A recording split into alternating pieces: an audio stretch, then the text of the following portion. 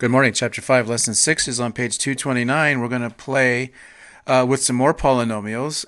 Pretty simple stuff so far. Number 15 says, let's evaluate this polynomial when we have x equals 5. And it says, let me make sure I wrote that down, x cubed minus 27. So wherever we have an x, we're going to plug in a 5 and see what we can do with that. So this looks like 5 cubed minus 27, and I think 5 cubed turns out to be 5 times 5 times 5, which is 25 times 5, which is 125. So this is the expression it looks like, 125 minus 27, and I think if we do that math, this turns out to be 98. So if I evaluate this expression, x cubed minus 27 for x is 5, I think I end up with 98.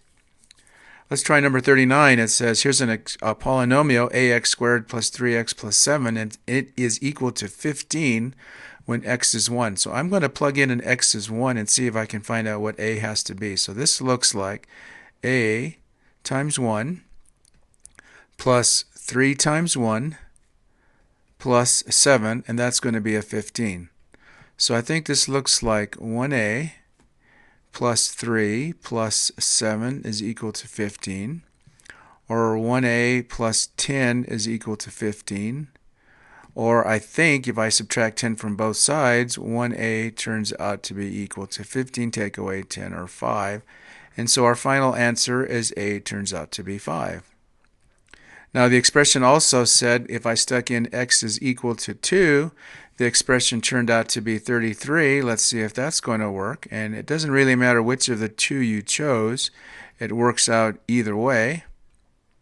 So this looks like a times 2 squared is 4, plus 3 times 2 is 6, plus 7 is equal to 33. So this looks like a 4a plus 13 is equal to a 33. Or if I subtract 13 from both sides, 4a was equal to 20, and if I divided both sides by 4, a turned out to be 5. So it really didn't matter which of the two polynomials you tried to work with. It evaluated the same way. A was equal to 5. Thanks so much. See everybody tomorrow.